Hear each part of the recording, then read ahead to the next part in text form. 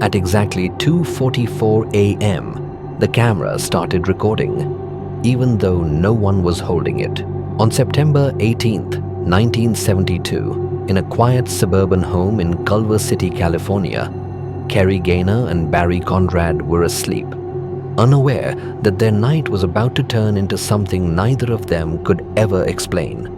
The house was still, the kind of silence that feels normal until it suddenly isn't. Kerry woke first. A sharp, unnatural cold had filled the room, like all the warmth had been drained in seconds. Her eyes opened slowly, but her body refused to move. She tried to lift her hand, to call out Barry's name, but nothing responded. Panic crept in as she realized she was completely paralyzed. Then came the sound, a low vibrating hum, deep and mechanical, as if it was coming from inside the walls themselves. It wasn't loud, but it was everywhere, the kind of sound you don't just hear, you feel.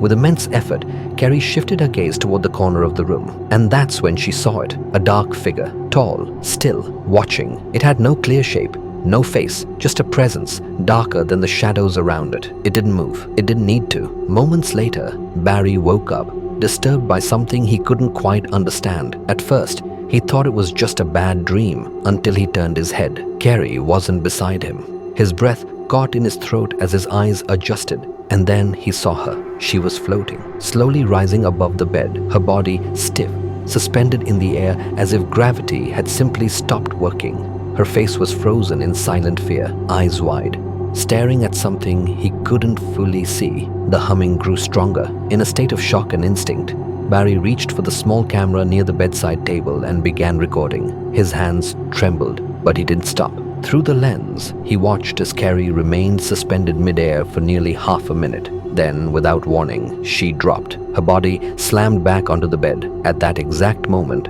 the humming stopped, the cold disappeared, and the figure in the corner was gone, just like that. The next morning, shaken and desperate, the couple tried to make sense of what had happened. They reached out to investigators, showing them the footage Barry claimed to have recorded. Some dismissed it as stress, sleep paralysis, or imagination, but others couldn't explain it, especially when Kerry revealed something even more disturbing. This wasn't the first time. The same thing had been happening again and again, always between 2:30 and 3 a.m., always with the same cold, the same sound, and the same presence watching from the darkness. Within weeks, they left the house, not just moved, but abandoned it, leaving everything behind. And even today, people say the house never truly stayed empty, because at exactly 2:44 a.m., the air begins to change. A faint humming